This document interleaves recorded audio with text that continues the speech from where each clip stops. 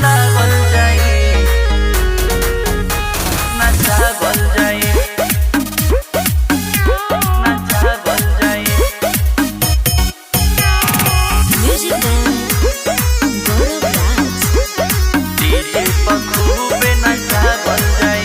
और रही पलन पूरा टाइट रे, मस्ती होई फुल नाइट रे।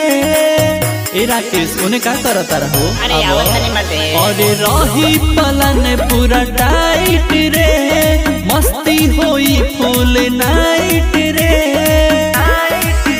पिके बियर पार्टी मनावल जाई, मनावल जाई। ए बिया कौड़ी का कि नया साले में रसियन बुलावल जाई, डीजे पर खूबे नचावल जाई। ई माला लागी तायाग लगावल जाई, चूल्ही में बीड़ी सुलगावल जाई।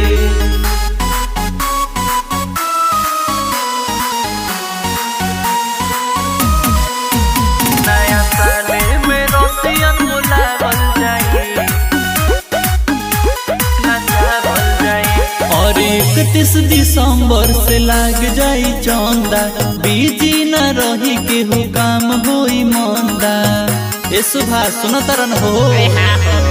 और मुर्गा में लेट लागी बन जाई अंडा, भागी न केहू भले लागी कितनो ठंडा।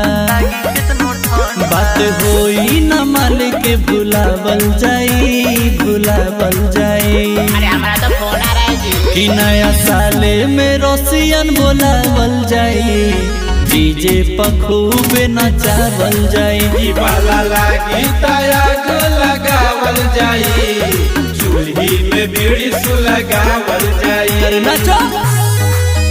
नया साले में रसियन बुलावल जाई, नचावल जाई, नचावल जाई। Music Man Gaurav Raj DJ पर खूबे नचावल जाई। बनई है फरेश मीट राजा राकेश हो, बीटू प्रिंस छोटू दी है आदेश हो। कोई कमी नहीं होना चाहिए हो, सुन लो पहले। ठीक है ब्यास। और अमन नीतीश काम करी है विशेष हो, पवन बढ़ई है डीजे के फुल बेस हो। ए पवा कि गौरव राज की गाना बजावल जाई, बजावल जाई। तनी पैसा बढ़ावा हो। कि नया साले में रसियन बुलावल जाई, डीजे पर खूबे नचावल जाई। ई माला लागी तायाग लगावल जाई, चूल्ही में बीड़ी सुलगावल जाई। हैप्पी न्यू ईयर रसियन जी।